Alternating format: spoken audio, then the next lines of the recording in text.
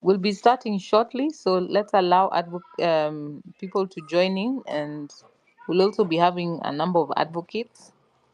So we give each other a few minutes before we start.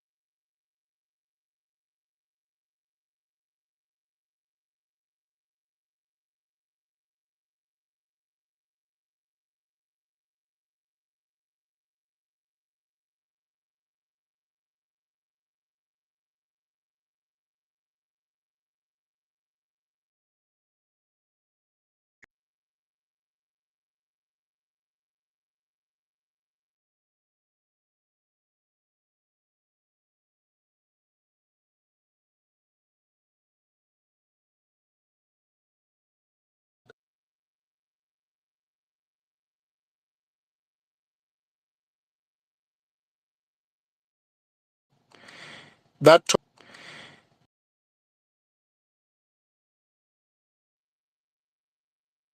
under that article, and perhaps any concerns that they do have in light of the previous demonstrations and how we can be able to address them. It's very important to note that the right to demonstrate under Article 37 is a fundamental right under the Bill of Rights. It's also important to know that that right ought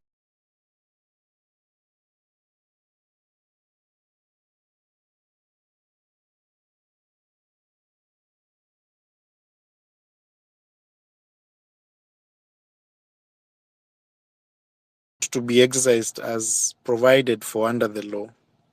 The right does not provide for questions of destruction of property or committing offenses under the Penal Code or any other offense outside exercising that right. And that's why, as the Law Society, we're very keen in ensuring that perhaps it's important the members of the public are aware as to what they are supposed to do and what they are not supposed to do within that space, and how they can be able to exercise their right without necessarily infringing on other violations and offenses under the Penal Code and other statutes. Before I invite the several other advocates who intend to give guidance on these questions, perhaps I'll open this space to individuals who have questions, who have ideas on this space, on this question, on the right to demonstrations and picketing. I will invite Kisia. Kisia, can you hear me? We will have at least 10 people speak into this question. Then perhaps we can invite the experts to be able to address this space. Kisia, can you hear me? Yes, I can hear you. Okay. Kindly. Okay, my question is just a basic question. Do we really need to have the police abstract showing that the right to assembly, the police accepting that from the OCPD, showing that there's a right to assembly? That's my first question. So two, when we are arrested, of which the police might try to arrest us. So the question is, when we are arrested, so will we need to how can we reach to our advocates? Is there a number that we can reach to them? That's all my two questions. Thank you. Thank you very much for that question. Can you repeat your first question kindly? Okay, my first question was, you know, there is that letter that we write to the police saying that we will be demonstrating tomorrow and blah, blah, blah. And so, you understand? So my question is, when we are arrested, is that an offense if we don't have the letter? That's my question, my first question. Thank you. Thank you very much. Thank you for those two questions. Kisia, Kevo, can you hear me?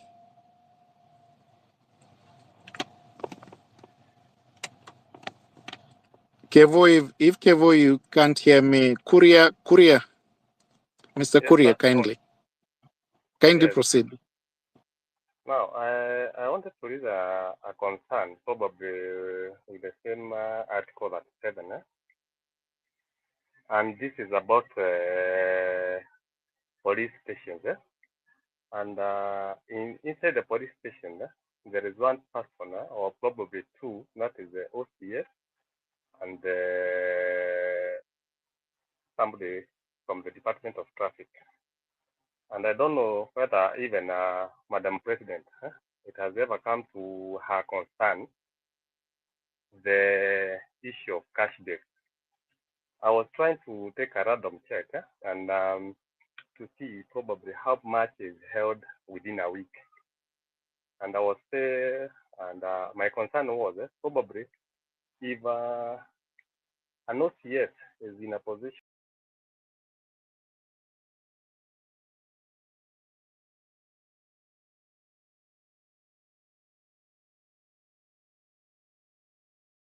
to hold of more than 200,000 in a week from clients.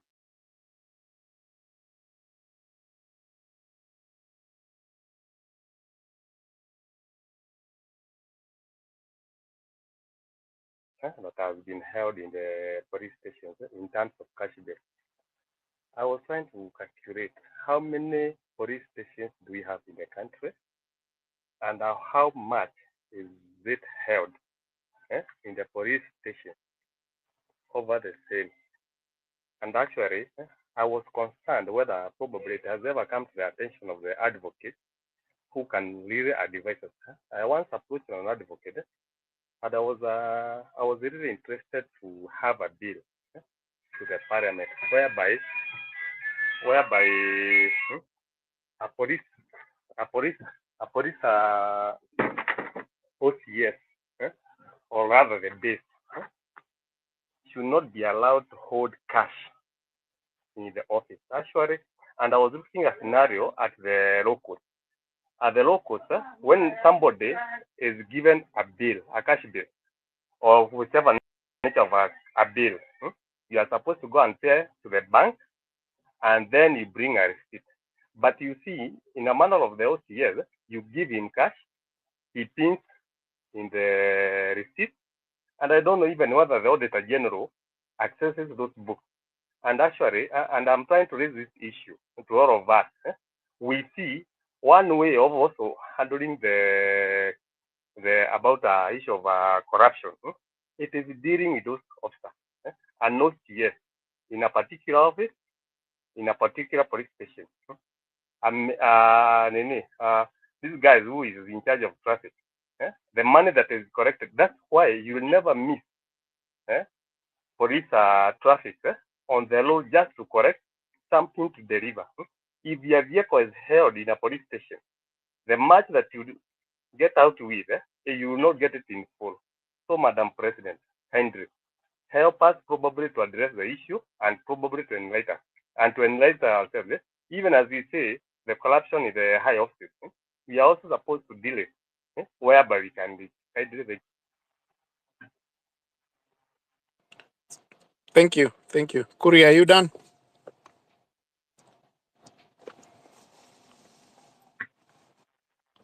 Hello? I'm done. Kuria, you can hear me? Thank you. Sandra, can you hear me? I think we can have Sandra and Joy, then we can address those first, and then we go to the others, individuals who have requested for the mic. Sandra, if you can hear me. Joy, can you hear me?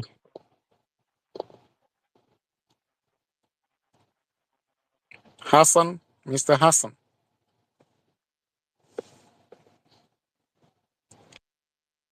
Even as we wait for the others to raise their concerns, I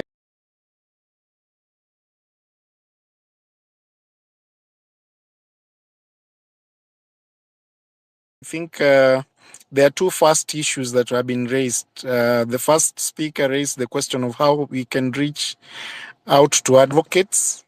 I want to draw your attention to the Law Society of Kenya page and the page of the President of the Law Society of Kenya. You will notice that we have posted a toll number.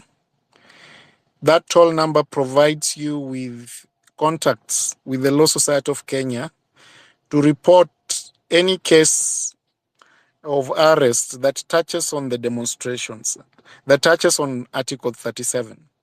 It's very important to know that as a society, we are monitoring and will continue to monitor because it's our duty under the Law Society Act, Section 4, to monitor any atrocities, any unconstitutionalities that are orchestrated on the members of the public.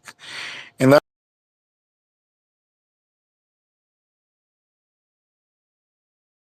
why we have that toll number. If you don't have it, you'll be able to check on the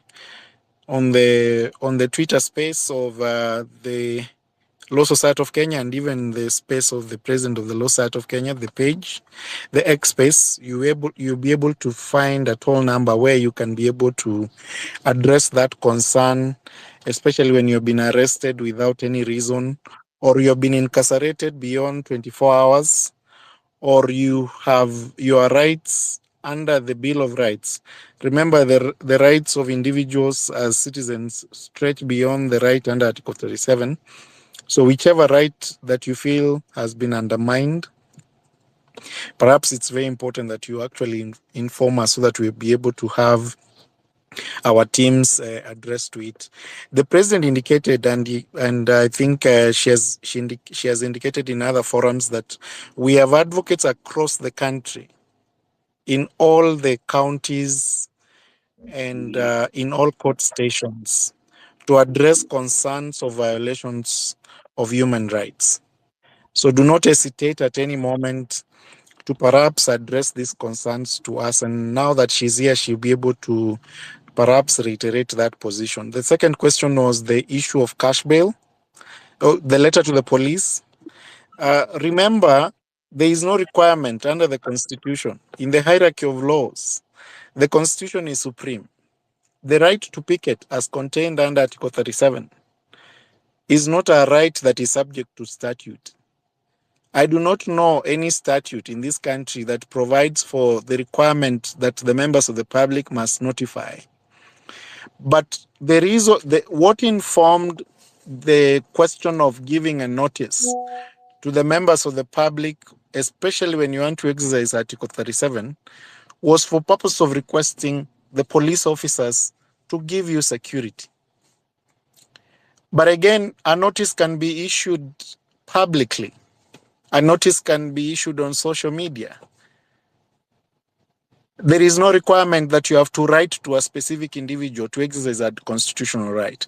The drafters of the Constitution did not anticipate a situation where you have to seek for someone's consent to exercise that right. It's inherent, it's fundamental, and for that reason, it cannot suffice that you have to write. What if they refuse? It means if they refuse to issue you with to issue with directions, that means your right is violated, and that's the reason why the drafters of the Constitution did not give anyone the right to guarantee you permission to demonstrate or to exercise.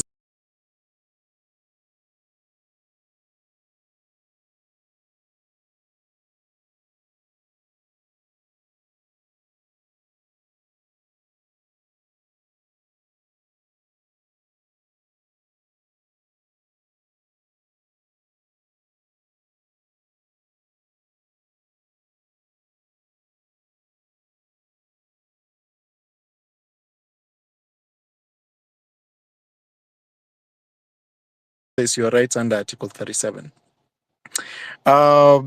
The last question that was asked, even before I invite the other questions, because I can see the advocates are already on the session, was the question of cash bail in police stations.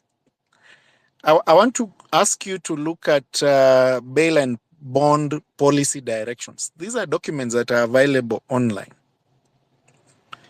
The bail and bond policy directions as to on the question of police officers giving you cash bail are available. And those policy directions provide a range of approaches. A police officer is supposed to give reasonable bail, just the same way when you've been presented in court. But remember, when you are at the police station, you are an arrested person. When you are in court, you are an accused person.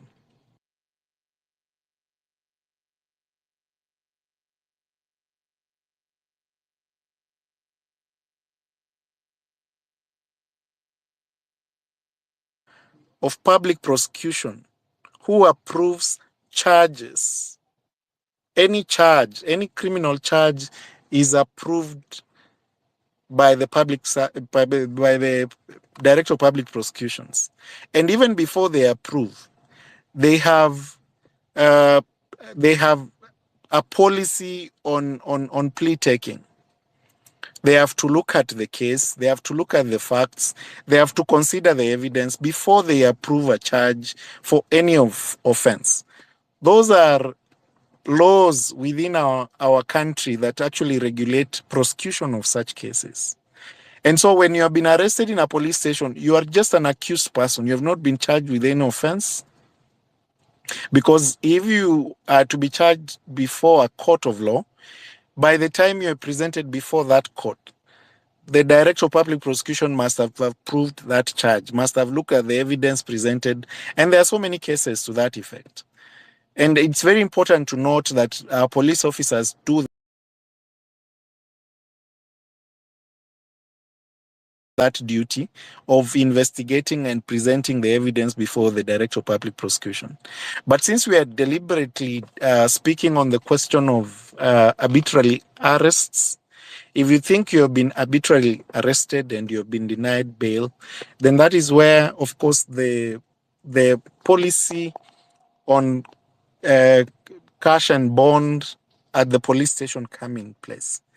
The police officers are under that policy, have been given powers to release you on a free bond and issue you with directions to appear there, depending on the charge. They also have discretion to give you a certain amount that is reasonable. The word is reasonable, that you are able to come back. Of course, there are serious cases, serious offenses where they will decide to hold you until the following day and present you in a court of law. And in a court of law, they request for more time through a miscellaneous application to have you present to continue the investigation while they are holding you. But remember, that power to hold you beyond 24 hours is power that is given to the court. It's not given at the police station. They have no mandate. They have no powers to hold you beyond 24 hours. But they have power to hold you within 24 hours. Beyond that period, then it becomes an unconstitutional incarceration. And so you have a right to demand through your advocate or individually to actually request to be released on a reasonable cash bail, depending on the offense. The offense of demonstrations, and you have seen the precedents that have been created by our courts of law, that you can actually proceed. The courts have released people who are accused of picketing on a free bond. It means that this is an offense that does not warrant you to pay a huge amount of money. And therefore, unless you are accused of an offense of destruction of property, and it's very important that you know which offense you have been accused of at the time of arrest, you have a right to demand and seek for information as to why you have been arrested. There is an occurrence book where a report of your arrest is actually reported.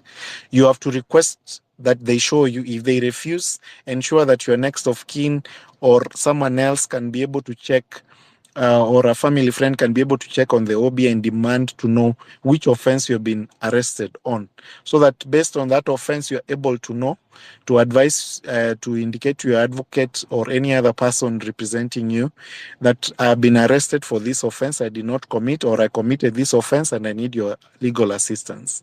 So once you have that understanding, it's very important to know. We are asking you not to. It's very important for you to know, if you want to exercise your right under Article 37, please do not commit other offenses under the Penal Code. Remember, theft or stealing or robbery with violence, those are offenses under our Penal Code. Remember, there are offenses to do with destruction of property. Remember, there are offenses to do with assaulting other people, violating other people's rights while they are demonstrating. And it's very important that you stick to your right to demonstrate. Do not be subjected to destroying property, because that is not contained in our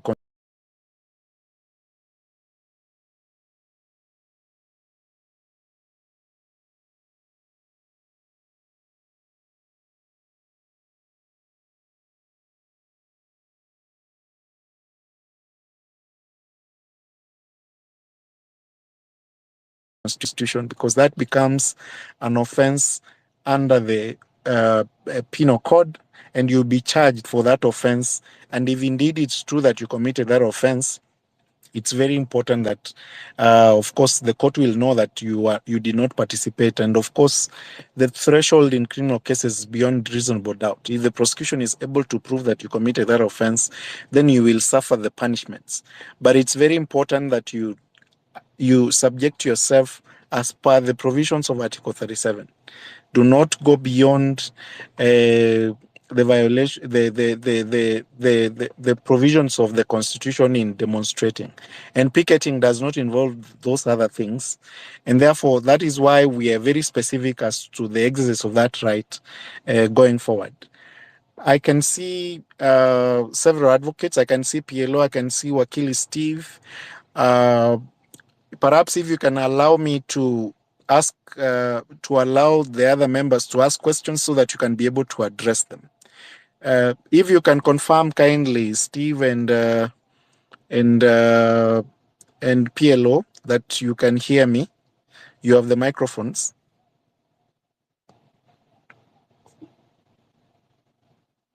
So we can ask several questions even as you have the microphones. PLO, you can hear me?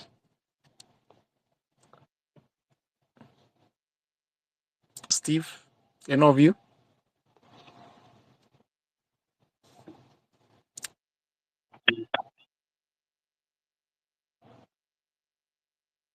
Yeah, I can hear you loud and clear, Mano. Thank you. Thank you, PLO. Perhaps if you can allow us to take a few other questions on this issue so that you are able to address the same appropriately. Thank you.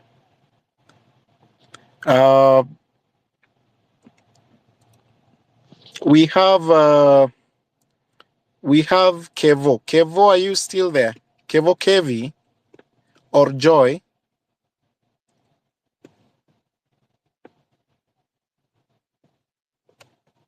Kevo Kevi.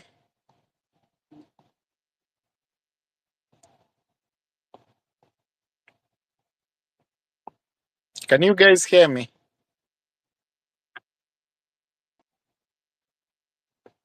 If you have a microphone and you think you're not going to drop it so that we can give other people opportunity to speak.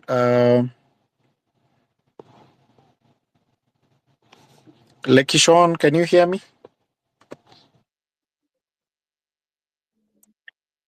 Yes, clearly. Question is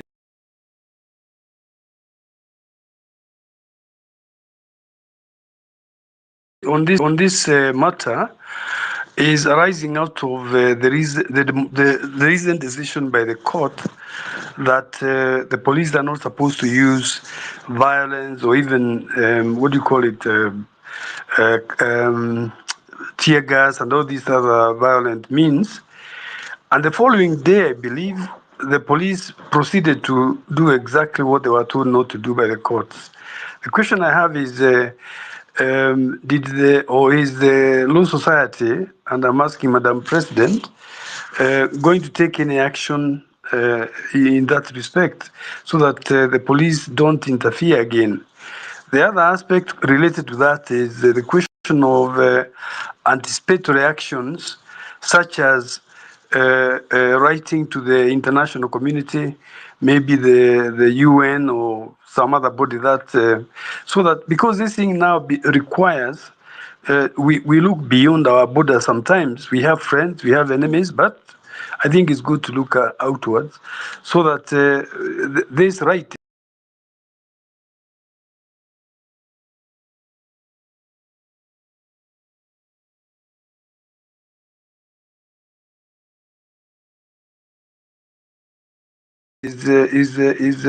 is protected. Uh, right now, there is a lot of impunity around it by the way the police has been behaving. Thank you. Thank you so much, Madam President. I hope you have had those Let me questions. let me answer some and Uh, then you can answer the rest.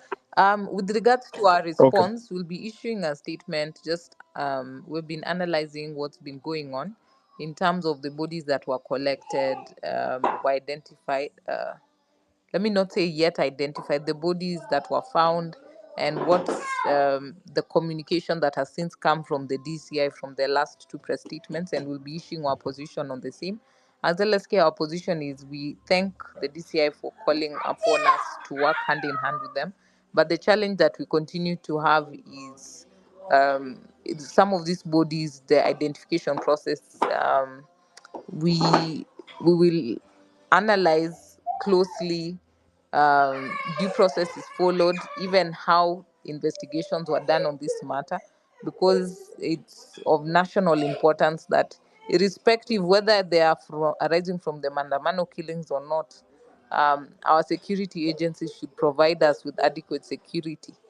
And so such killings happen in such a magnitude, and we need to see the repository where there are missing names register that can coordinate or collate with regards to those missing persons that have been found. We still have tracing people who are found in mortuaries arising from the Mandamanos. We still need accountability and investigation. In the swift manner it was done for this particular incident to be done. We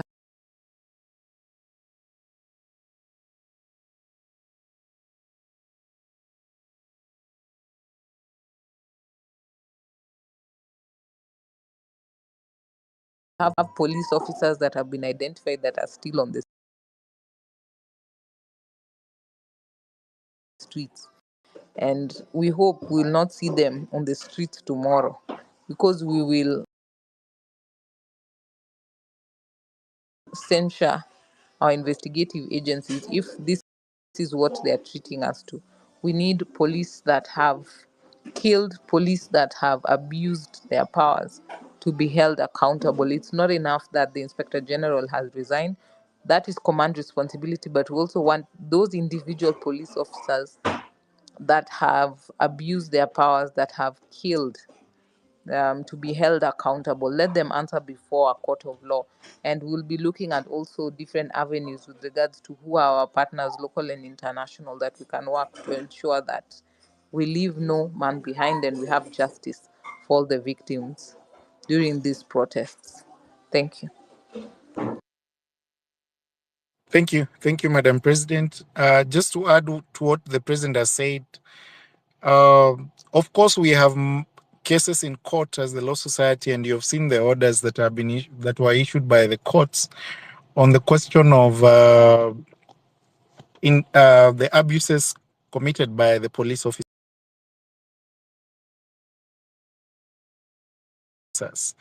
As the President has indicated, we have several matters touching on the individual office bearers, office holders within those spaces.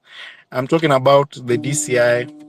I'm talking about the the Inspector General Police. I'm talking about the Nairobi area head. I'm talking about the director of the National Intelligence Service and those other institutions that have actually been involved in this process and are in charge of our police force. We have held them individually responsible, and those matters are ongoing. And I think that's the best we can do. We have also instituted proceedings in form of contempt of court, especially on a continued violation by individual police officers, individual OCSs who had a number of the police stations where people have been held beyond 24 hours.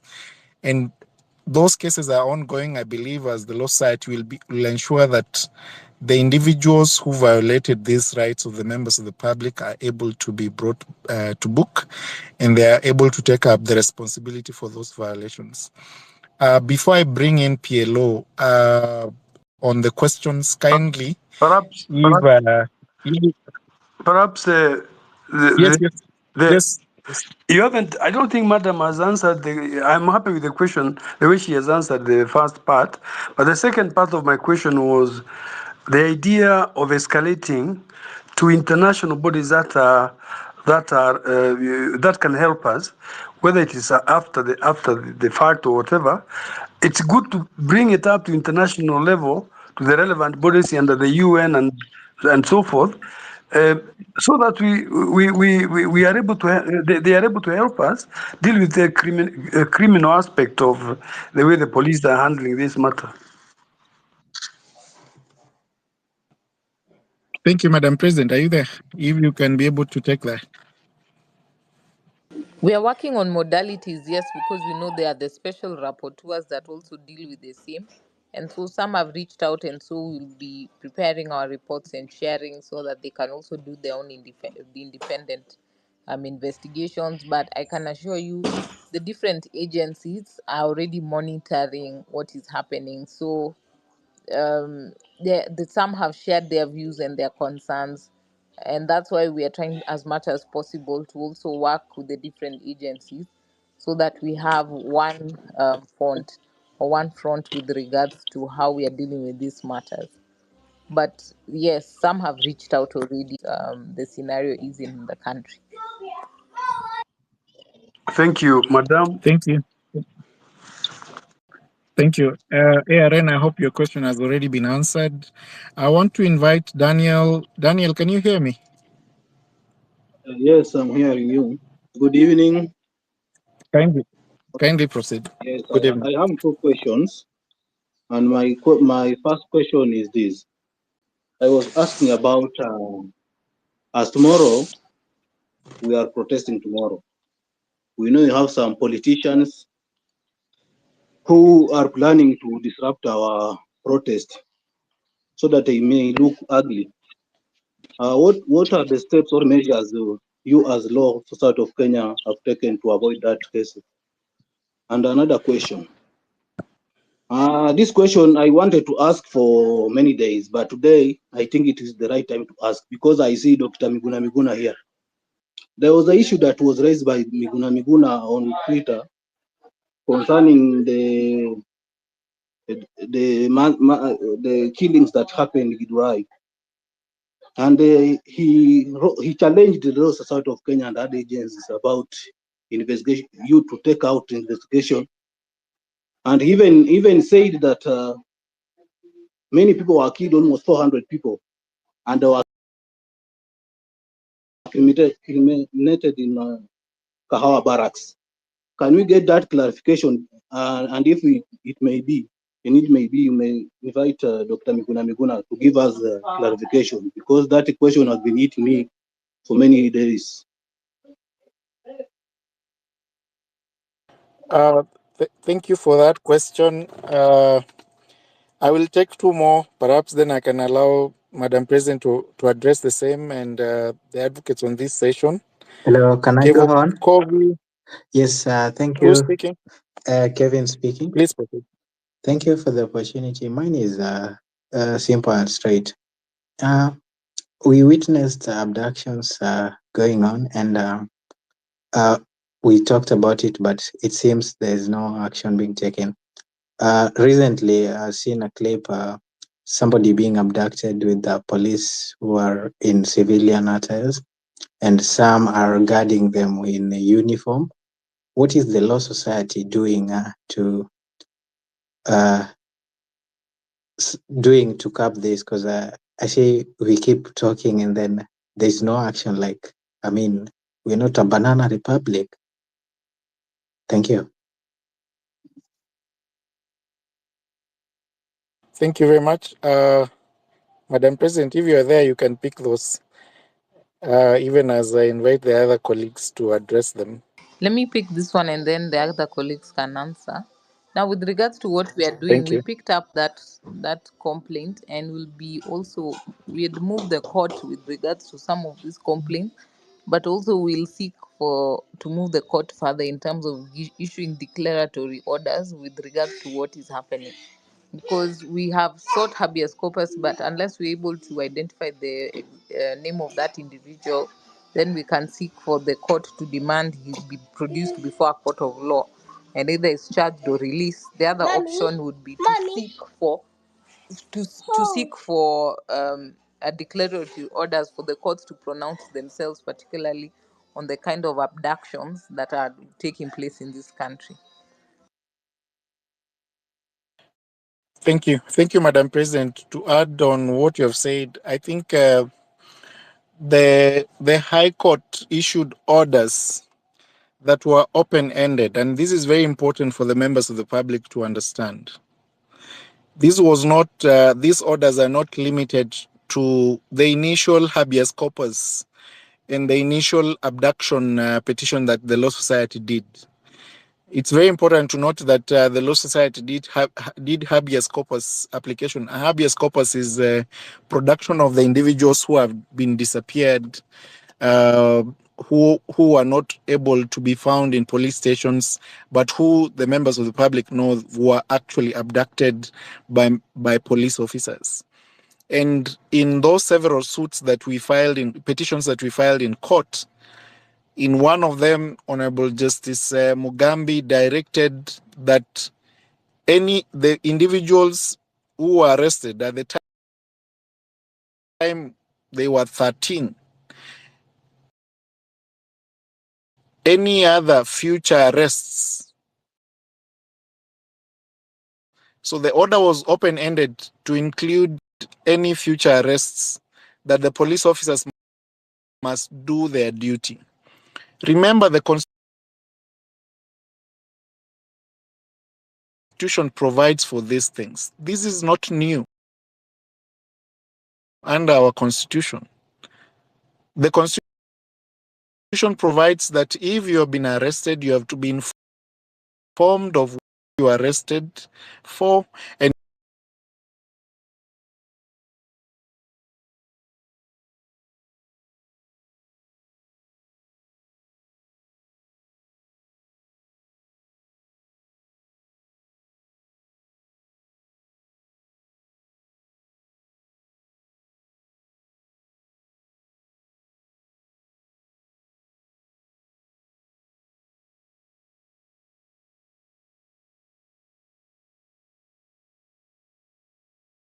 you have to be produced in court within 24 hours and charges read to you, and so that you can actually respond to those charges. It is a responsibility given under the Constitution. What the Law Society is doing is to actually bring to the attention of the court on those constitutional violations. And of course, the court has a duty to give interim directives. And that's why we said, to avoid members, people, Kenyan citizens who have been appointed to public office, using those offices and abusing them and using them by ensuring that they violate individual rights of the members of the public, we will actually institute proceedings. And that is what we have done under their individual names. If you are an OCS commanding a particular police station and your police officers have violated and gone against the Constitution to hold an individual beyond the period stipulated in the Constitution.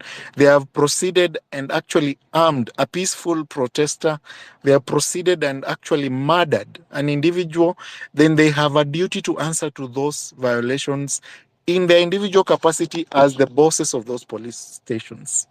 And therefore, I think as a law society, we are doing what it takes to ensure that we hold responsible the people who have been put in office to actually keep law and order. Remember, we have had several citizen assembly discussions on these questions of the Bill of Rights and the rights of arrested persons, individuals who are suspected to have committed an offense. We indicated earlier that the first 2 weeks of the demonstrations, as the Law Society of Kenya, we monitored the first demonstration. There were close to 400 people arrested in the evening of that demonstration. And in that evening, 397 were released. The only 3 who were left and who were presented in court without a charge was Boniface Mwangi and 2 others. And in court, the police officers refused to present these individuals in court. And we found out later on that the DPP refused to charge.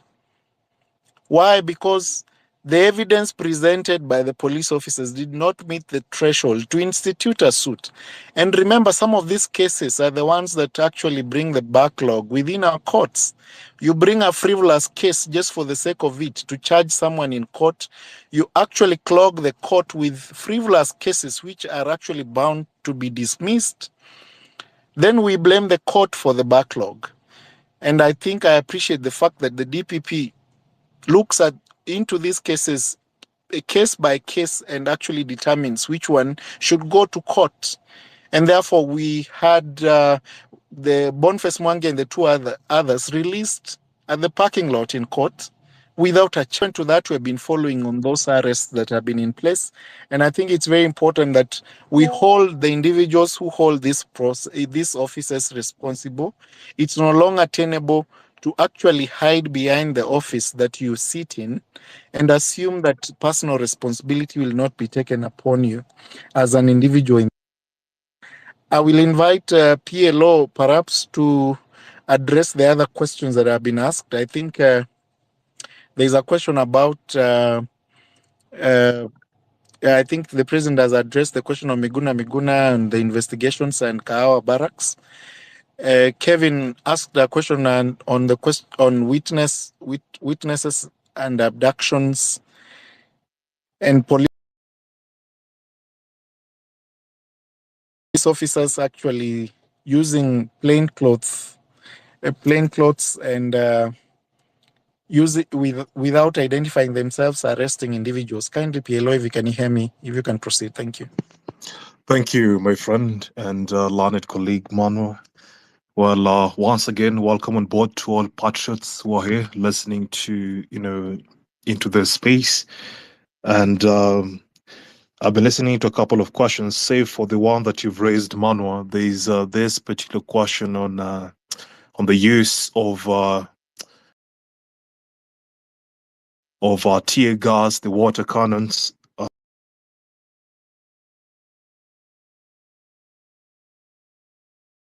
Based on the decision and the compliance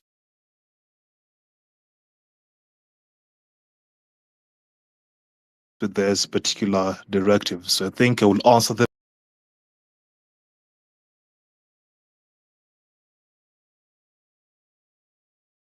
in quick succession, if you permit me a little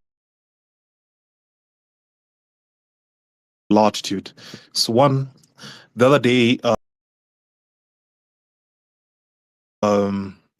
around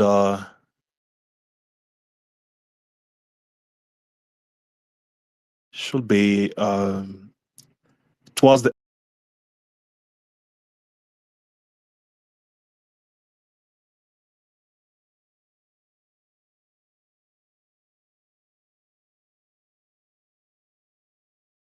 end of last month or early this month.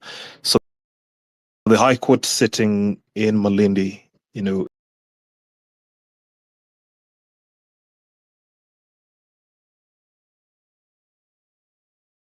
issued temporary orders stopping security agencies, and that will mean the National Police Service and any security agency incidental thereto from using water cannons against protesters, from using tear gas against protesters, or just persons, who are persons away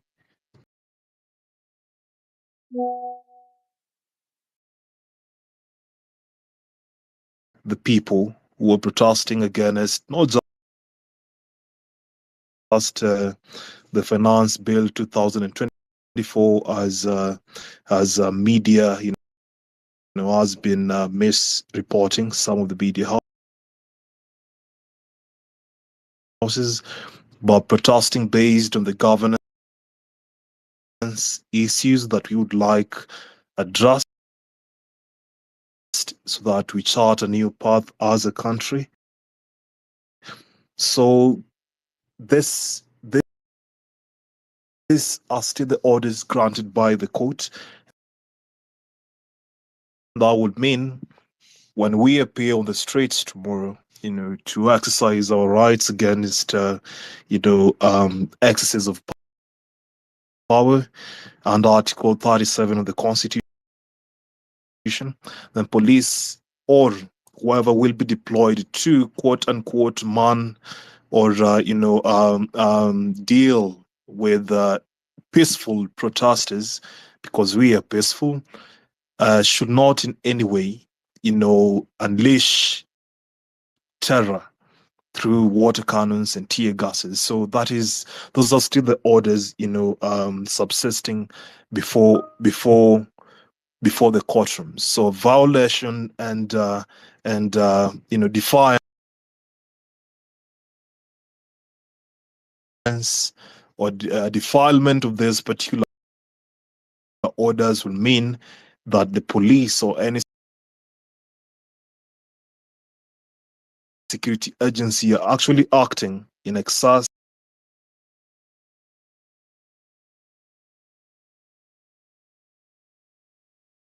in contempt of court orders, and of course that would consequently warrant further actions against those who perpetrate such terror on the protesters and those who assemble technically to do that which they're required to do under, of course, the precincts of the law. So this other question on the dress code, for the identification for police officers. Well, the National Police Service, which is technically the umbrella, of different, organs or security agencies, including DCI, including GSU, including ATPU, including anti-stock theft, and different security agencies underneath the National Police Service, including AP as well. So they are governed by law, of course, first by the Constitution as the apex or the grand norm of laws in the country. And secondly, by the National Police Service Act and the subsidiary legislation and regulations thereto. And one most important thing that people do forget is about the National Police Service standing orders as at June 2017. So this particular standing orders, when you quickly go to chapter 31 of these standing orders, it talks about the dress code regulation. And I will move swiftly to standing order number 22 and chapter 31 of the National Police Service standing orders. So standing order 22 talks about plain clothes, officers. Of course, there's conduct of when are police officers supposed to dress in plain clothes and when a police officer is supposed to dress and identify themselves, as law established. So standing order number 22, I would just read it verbatim. It talks about police officers other than those who are attached to one, DCI, two, to the Internal Affairs Unit, and then lastly, you have the VIP protection sections and crime branches. who shall wear uniform when on duty. So that is the provision under, Standing Order number 22, Chapter 31 of the Dress Code Regulations under the National Police Service Standing Orders. And then further, the standing orders direct that, if you don't conform within those particular exemptions, however, even this particular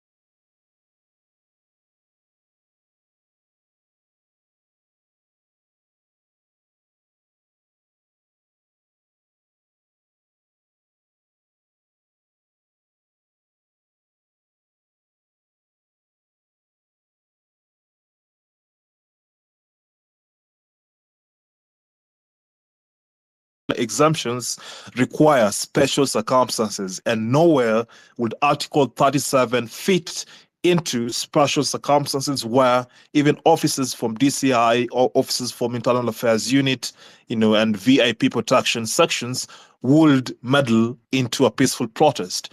Because the first question you should ask yourself is, why would, officers attached to VIP protection sections when, 2 or so weeks ago, after the untimely and sad demise of Rex Kanyeki, may his soul rest in eternal comfort, the officer who apparently, was alleged to have, shot him, you know, um, it was alleged he works at the office of the president.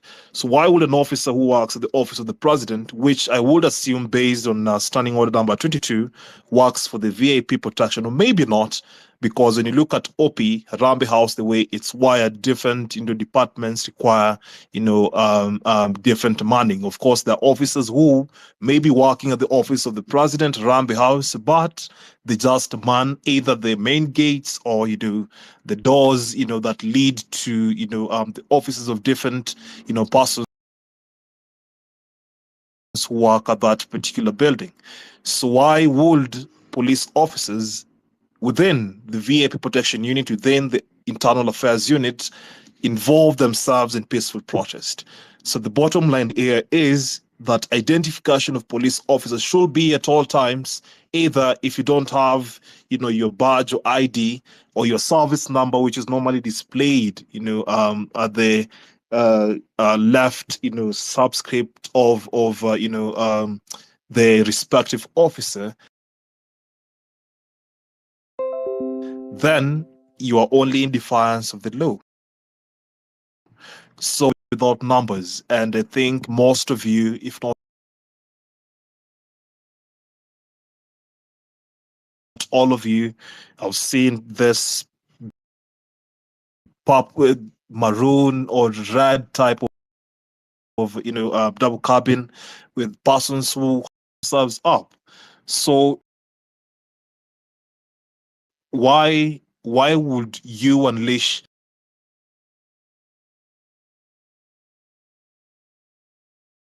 persons who no one knows about? The protesters don't know about these people. But what is even more saddening is the officers in uniform are working hand in hand with these other persons who haven't identified themselves. They've masked up, they've put all those gears. You don't know exactly who you are dealing with, whether this is a genuine officer or this isn't a genuine officer. And I think LSK has filed. Manu, I think, will shed more light on that, on the identification, the mandatory identification of police officers on duty. Because if you are deployed to calm and calm down protesters, these are peaceful protesters, so technically there's no violence that should be arising. But it gets to a point where violence is instigated by the said police officers who are on duty just to protect any form of property destruction and so on and so forth. Even in those particular circumstances, it is required that I know who exactly am I dealing with as a protester? Because I'm not carrying any weapon. I'm not carrying any other thing that would perhaps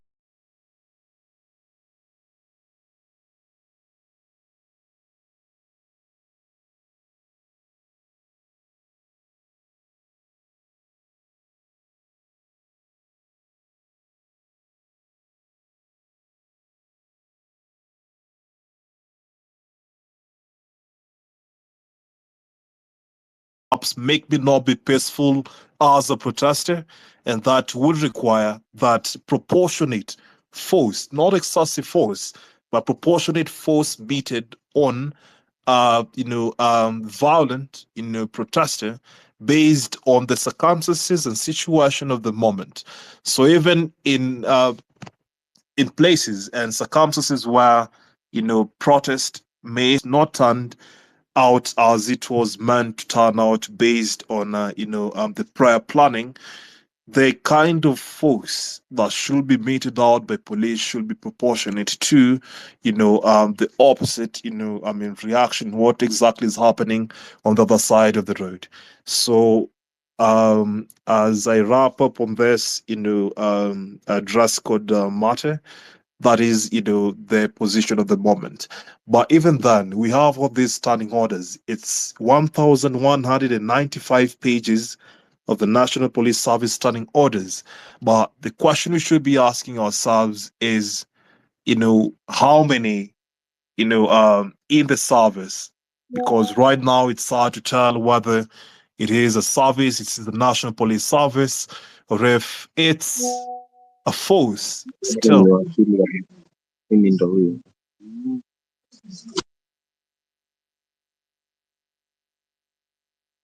PLO, kindly proceed. We have lost you.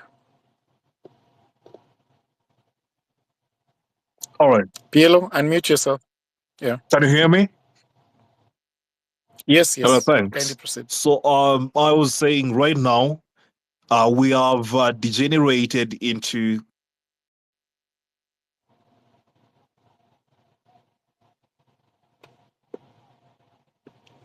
Go on, PLO. We lost you again.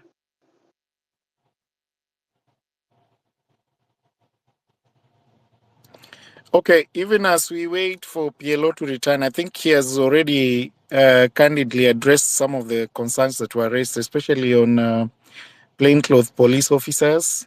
It's very important to know that as the Law Society, we have instituted proceedings on those abductions, and some of the issues we have raised in court touch on the failure by the police officers to identify themselves. And this is very important for you to note. And as citizens, you have to actually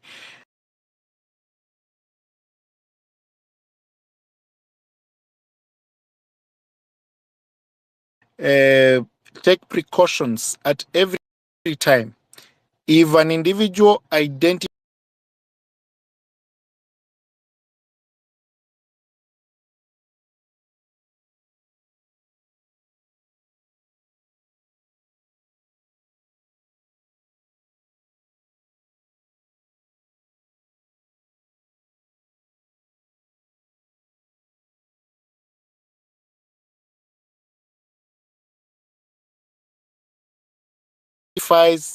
him or herself as a police officer, then you have to request that they produce their number, their practice number. And the standing orders, as PLO has indicated, require that you have to actually put on the badge. There's a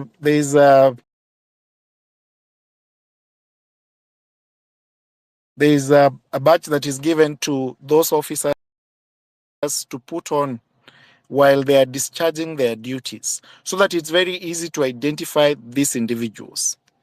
What the National Police Service is doing is actually allowing individuals who might be involved in kidnappings or illegal offenses to actually arrest members of the public. And that's why we have